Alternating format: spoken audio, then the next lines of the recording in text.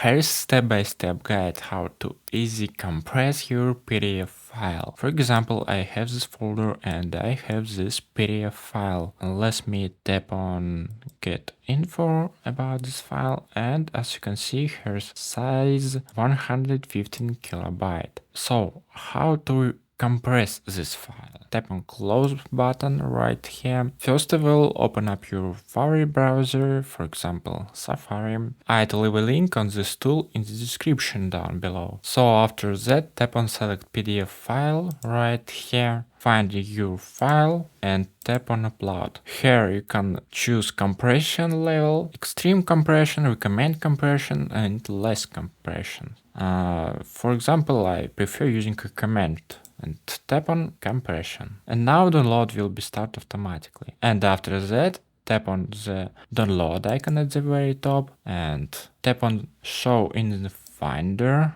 And let me tap get info right here. And as you can see, compression my file is successfully been 78 kilobyte on disk. That's it. I hope it helps. You can watch this new video or this playlist about PDF.